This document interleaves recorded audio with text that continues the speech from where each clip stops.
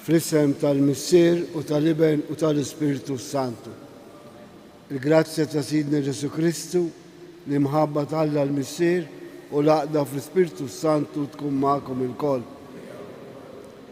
Nsermilkom, natikom il-ġurnata tajba biex fissem il-mulej nilqgħu il-ġurnata bħala don ta' Alla. Għax Alla huwa farraġ kif nisimgħu fil-qari tal-lu għal kull min jemmen fih. Un caro saluto agli amici di Roma, perché uniti a questa celebrazione riconosciamo la potenza di Dio, che è il nostro conforto, che ci guidi durante questa giornata. Biex tiċċelebraw kif jixraq dawn il-misteri qaddisa nitolbu maħfra. Mulej, int għandek il-kelma tal-ħajja, mulej ħnina. Kristu, inti ddaw il-verità tagħna, Kristu ħnina. Mulej, inti l-farraġ ta' kull min jemmen fik, mulej ħnina. Ħenna lina Alla li jista' kollox, jaħfrilna dnubitna u jwassalna għal-ħajja ta' dejjem. Il-udizza din nofruha għal Albert, Huber u Lina. Nitolbu. U Alla, qawwa ta' min jittama fik, ijaf magħna li qegħdin insejħulek għax aħna bnedmin dgħajfa li mingħajrek ma nistgħu nagħmlu xejn. Għatina dejjem l-għajnuna tal-grazzja tiegħek biex inħarsu l-kmandamenti tiegħek. Ħalli noġbuk bir-rieda u l-emejjel tagħna. Bibnek Ġesu Kristu Sidna li hu Alla u miegħek jgħix u jsalta fl-imkien mal-Spiritu Santu għal dejjem ta' dejjem.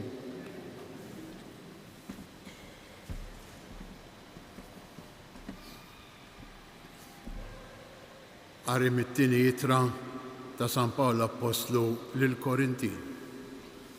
Pawlu, Apostlu ta' Ġesu Kristu bir-rieda ta' Alla, u Timotju hija lill-Knisja ta' Alla li qiegħda f'Korintu fl-imkien mal-qaddisin kollha li qegħdin fl-Akajja, grazzja lilkom u sliem mingħand Alla l-Missier tagħna u l-Mulej Ġesu Kristu.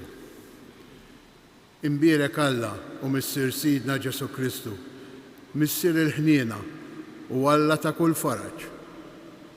U jfarraġna fil-hemm kollu tagħna biex aħna permezz tal-faraġ li bih Alla jfarraġ lilna inkunu nistgħu nfarġu lil dawk kollha li jinsabu f'kull xorta ta' hemm. Bħalma joktru fina s-sofferenzi ta' Kristu, hekk ukoll permezz ta' Kristu joktor fina il-faraġ. In-niket tagħna iservi għall-faraġ u s-salvazzjoni tagħkom. U jekk li tfarġu, dan iservi għall-faraġ tagħkom li jaħdem fikom biex ikolkom il-qawwa tissapportu s-sofferenzi li nissapportu aħna wkoll. B'hekk, it-tama tagħna fikom dejjem qawwija, għax aħna nafu li kif intom taqsmu magħna s-sofferenzi tagħna, hekk ukoll taqsmu l-faraġ tagħna. Il-kelma tal-Mulej. Ippruvaw u taraw kemm hu tajjeb il-Mulej. Ippruvaw u taraw kemm hu tajjeb il-Mulej. Kull ħin imbierek il-Mulej. Tifirħu u dejjem fuq fommi. Bil-Mulej tiftaħar ruħi, jisamu l-fqajrin u jifirħu. Ippruvaw u taraw kemm hu tajjeb il-Mulej. X'għandru l-kobor tal-Mulej miegħi, ħanollu ismu fl-imkien. Jinfittixti il-Mulej u weġibni minn kull biża' tiegħi ħelisni. Ippruvaw u taraw kemm hu tajjeb il-Mulej. Ħarsu leħ u jiddi bil-ferħ wiċkom u ma jkollkomx għax tistħu. Dan il-fqajjar sejjaħu l-Mulej semgħu u mid-dwejjaq tiegħu kollha ħelsu. Ippruvaw u taraw kemm hu tajjeb il-Mulej. L-anġlu tal-Mulej jasses madwar daw kollha li jibżgħu minnu u jeħlishom. Ippruvaw u taraw kemm hu tajjeb il-Mulej. Ħin il-bniedem li jisken fih. Ippruvaw u taraw kemm hu tajjeb il-mulej. Nqumu għall-kelma tal-Evanġelju.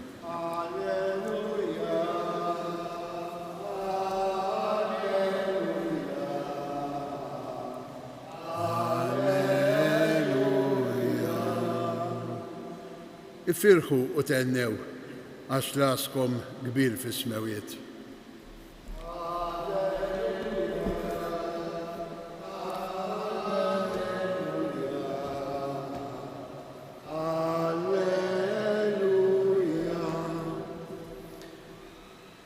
Il-mulej ma'kom.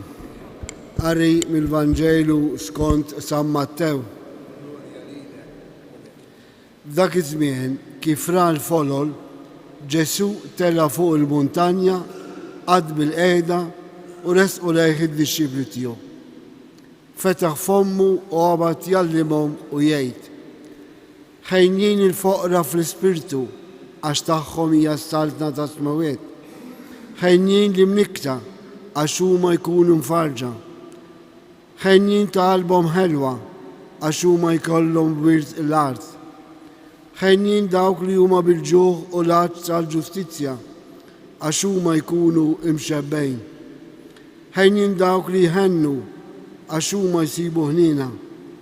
Ħejjin dawk li huma safja f'qalbhom għax huma jaraw lill-Alla. Ħejjin dawk li jġibu l-paċi għax huma jsejħu quliet Alla. Ħejjin dawk li huma persegwitati minħabba sewwa għax tagħhom hija s-saltna ta' smawiet.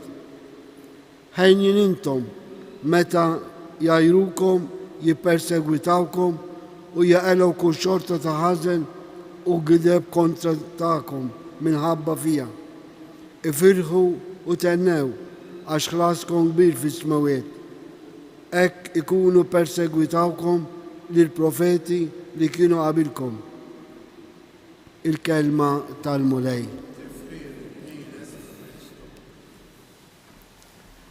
Naħseb illi l-iktar ħaġa li nfittxu f'ħajjitna li nkunu sewwa, li nkunu ħenjin u li nkunu tajjeb. Mhux kollox ma hawnhekk idur, ħillitna nagħmlu minn kollox biex f'qalbna ikenna dik il-ħnina, dik il-paċi u dan hu possibbli. Possibbli għaliex aħna l-insara għandna fortuna kbira li nisimgħu il-kelma ta' Alla jew il-kmandamenti ta' Alla u dejjem jagħtuna messaġġ tajjeb, sabiħ, utli, tajnuna, ta' faraġ, kif smajna fl-ewwel qari mod partikolari. Xejdilna l-Vanġeli tollu.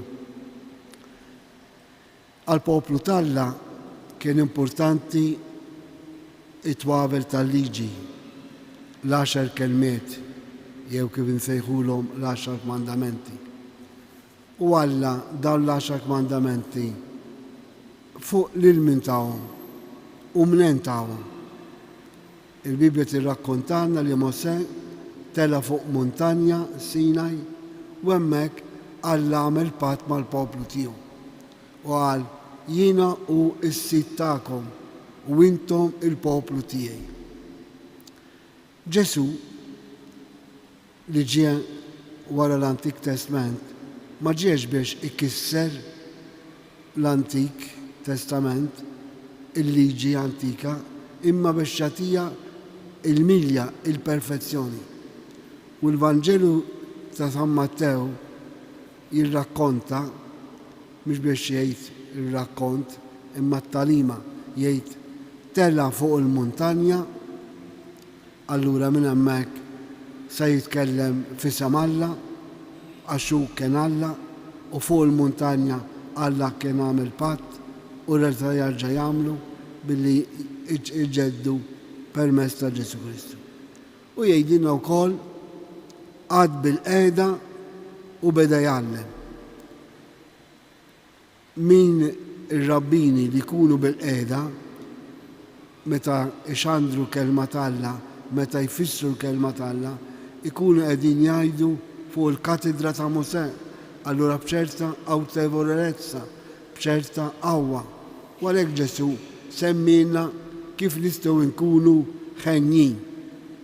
U tagħna il-famuż it-tmien beatitudini biex nkunu ħenjin. Jien nixtieq nagħmel riflessjoni qasira fuq wieħed minn dawn il-beatitudini li jiġbor kollox kif nifhimha jiena għax xejtek. Ħenjin dawk li huma safja f'qalbhom għax jaraw lill-Alla. Għaliex inkunu ħenjin meta naraw lill-Alla? Għax inkunu fis-sigurezza, inkunu fid-dawl, inkunu fil-verità, inkunu mejjunin minn Alla. U tara lill-Alla f'kollox hija grazzja kbira għax quddiem it-tajjeb tal-ħajja, quddiem it-tbatija, quddiem il-problemi li l-ħajja ta' kuljum taqlilna. Jekk aħna naraw lill-Alla anke f'dik iċ-ċirkostanza, issir għalina opportunità biex nidħlu fil-preżenza tal-Alla u minnu fil-preżenza tal-Alla ikun fil-grazzja tal-Alla. Hawnhekk ma jgħidx safja f'qalbhom fis-sens ta' purezza u ta' sessualità. Imma ikellek intenzjoni primarja retta li tara lill-Alla f'kollox. U min għandu lill-Alla f'qalbu, f'moħħu, f'għajnejh ikun ħini. Ejja eżeż bieb, nieħdu dan il-messaġġ. Jekk fil-hemm tagħna biex insibu farax għand min se mmorru, nidħlu fil-preżenza ta' Alla. Għaliex ħenjin dawk li huma safja f'qalbhom għax jaraw lill-Alla. Jalla dil-ġurnata u dil-ġimgħa kollha nagħmlu ħillitna biex niftakru illi Alla huwa preżenti u jekk aħna naraw lill-Alla inkunu ħenjin.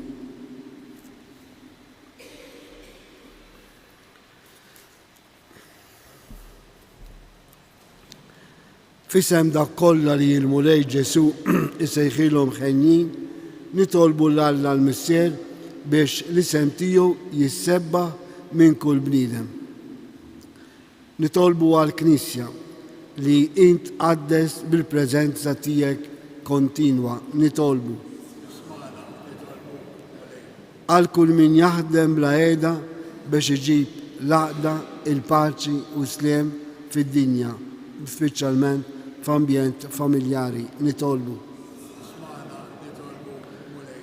Għal dak kollha li ibatu għal verità u għal ġustizzja, bit-tama li iseħħu il-wedet tiegħek mulej li jint il-farax ta' kull min jemmen fik, nitolbu. Preghiamo perché la parola di Dio sia per tutti noi un conforto davanti ai problemi della vita, perché nella presenza del Signore possiamo trovare la forza e la gioia del cuore. Nitolbu. Għana nitolbu. Nitolbu għalina hawnhekk preżenti għal dak kollha li qegħdin magħna bil-mezzi soċjali biex inħobbu u naħfru bħalma inti tħobbna u tafrinna, nitolbu. Il-rest ukoll it-tal personali tagħna. Missieri tjiba, fis-saltna tiegħek ħejjejt post għall-bnedmin kollha. Iftħilna qalbna għal-liġi tiegħek u għenna ngħixuha bil-ferħ u sempliċità fuq din l-art. Sa ma niġu infaħruk għal dejjem fil-ġenna, int li tgħix wistantan għal dejjem ta' dejjem.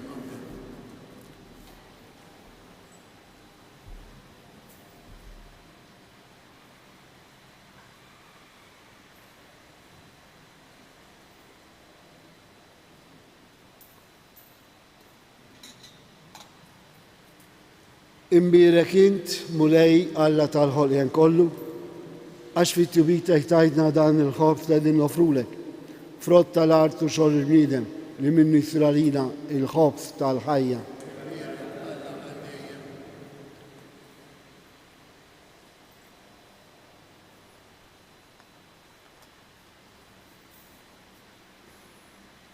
bil-misteru ta' dal-ilma u l-inbit, nieħdu sehem fin-natura divina ta' Kristu kif hu jissejjed magħna fin-natura tagħna il-bnedmin.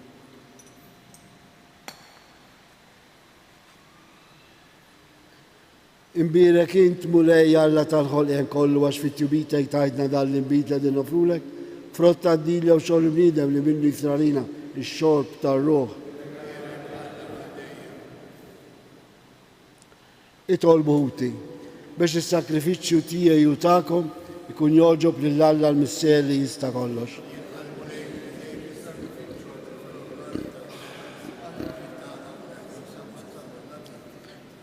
U Alla, dawn id-doni li qegħdin nofrulek int tagħmilhom għalina ikel u sagrament biex bihom tħejjina u tġeddidna sew fir-ruħ u sew fil-ġisem. Għamel nitolbuk li ruħna u ġisimna ikunu dejjem mejjunin bihom bi Kristu Sidna.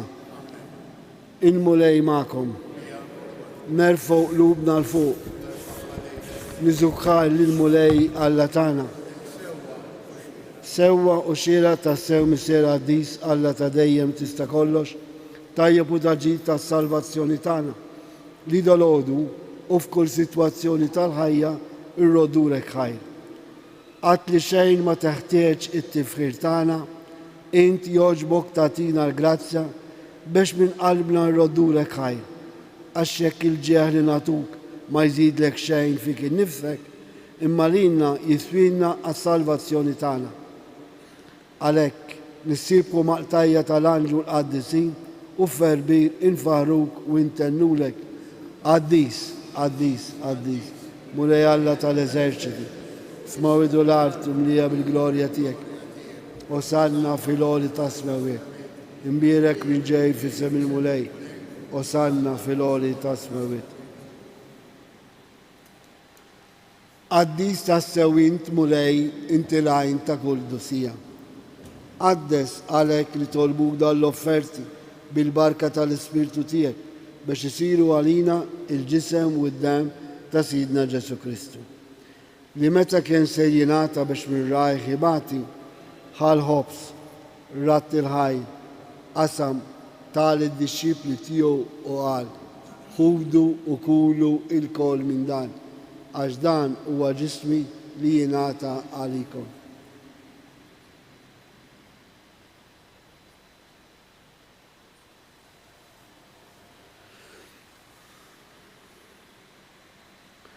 Ekku kol wara l-ikla ħal-kalċi reġerat il-ħajr tal id-disċipli tiegħu u qal, ħudu u xorbu minnu l-kol, għax dan huwa l-kalċi ta' demmi tal-patti ġdid li jibqa' dejjem, id-dem li jxxerret għalikom u għall-bnedmin kollha għall-maħfra tad-dubjet. Għamlu dan b'tifkira tiegħi.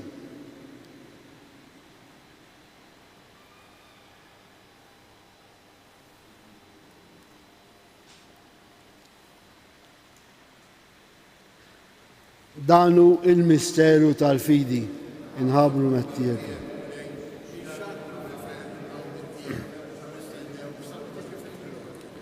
Għalhekk aħna u nagħmlu dan tifkira tal-mewt u l-awmin ta' Sidna Ġesu Kristu, nofrulek mulej il-ħobs tal-ħajja u l-kalċi tas-salvazzjoni, u rodurek ħajra xogħġbok tilħana hawn quddiemek biex naħduk. Miċ-ċokon tagħni tolbu l-Ispirtu Santi għadna f'ġisewwijiet li jimna nieħdu sehem il-ġisew id-dem ta' Kristu. Ftakar mulej fi Knisja tiegħek imxerda mad-dinja kollha, wettaq fl-imħabba fl-imkien mal-Papa Franċesku, mal-Isqof tagħna Anton, mal-Ministri u l-poplu li jint għażilt għalik. Ftakar fil-qaddejja tiegħek Albert, Huber u Lina li jogħġbok issejħilhom għal għandek minn din-dinja. Għamel li kif huma bil-Magħmudija mietu f'ibnek u bħal ibnek, hekk ukoll f'ibnek u bħal ibnek juxxuxtaw għal ħajja. Ftakar f'ħutna dawk li raqdu bit-tama tal-awmin, speċjalment benifatturi u ħbieb tagħna, ftakar ukoll fil-mejtin kollha, daħħalhom quddiemek fid-dar tas-seb tiegħek. Ħen għalina l-koll nitolbuk. Għati lilna wkoll il-wirt tal-ħajja ta' dejjem, flimkien mal-Verġi Mqaddsa Alla Marija, San Ġusepp, l-Apostli, San Ġorġ Preka u l-qaddisin kollha li jgħixu fil-biberija tiegħek sa mill-bidu tad-dinja. Għamel li magħhom infaruk u nsebħuk Ġesu Kristu ibnek. Bi Kristu, ma' Kristu u fi Kristu jingħata lilek Alla mis-Sjer li tista' kollox, flimkien mal-Ispirtu Santu, kull ġeħu glorja għal dejjem ta' dejjem. Ejjew insibu l-farax tagħna billi narfu li Alla huwa missierna kif Ġesu għallimna. Missierna li inti fis-smawet mitqaddes ismek, tiġi saltnatek, ikun li trid kif is-sema jidha fl-ard. Ħobżna ta' kuljum għatina llum, aħfrinna d-nubitna, bħalma naħfru l-minu ħati għalina, u la daħanniex fi diġġej iżda rizna mid-deni. Eħlisna nitolbuk mulej minn kull deni, għatina fit-tieba u ħina tijek il-paċi fi żminna, biex nkunu ħilsa dejjem midnu u mħarsa minn kull inkwiet. Aħna u nistennew u nittamaw elena u l-miġġa tas-Salvatur tagħna Ġesu Kristu. Mulej Ġesu Kristu li għedt l-apostli tiegħek, inħallilkom isliem nagħtikom isliem tiegħek. La tħares lejn nubitna, iżda ħares lejn il-fidi ta' Knisja tiegħek. Għati jassemu l-għaqda li jint trid fiha, int li tgħix fis-saltan għal dejjem ta' dejjem. Il-paċi tal-mulej tkun dejjem magħkom. Għatu sinjal ta' paċi lil xulxin. Il-ġisem u d-dem ta' Kristu f'dan il-kalċi li ser nitqarbu bihom ikunu jiswewna għal ħajja ta' dejjem. Ħarruf Alla li tneħħi n-nubiet ta' dinja ħenna lina. Ħarruf Alla li tneħħi n-nubiet ta' dinja. Ħarruf Alla li tneħħi.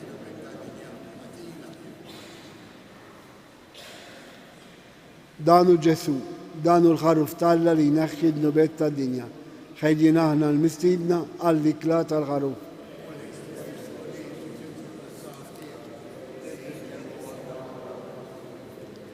Il-ġisem ta' Kristu jħarisna l-ħajja ta' dejjem.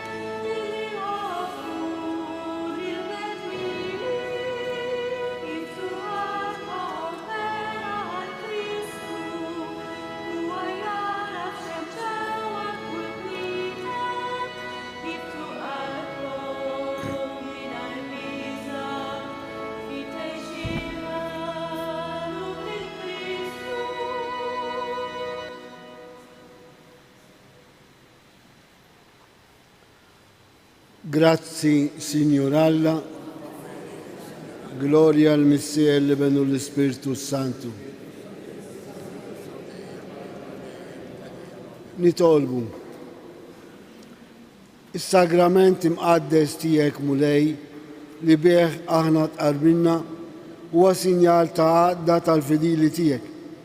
Għamel nitolbuk li ju iġib ta' bilħaq l-għaqda u sliem fil-Knisja tiegħek bi Kristu Sidna. Il-mulej magħkom. Iberikkom Alla li jista' kollox il-Missier, l-Ibn u l-Ispirtu Santu. Morru u għejxu il-paċi ta' Kristu. Il-ġurnata tajba lil kulħadd.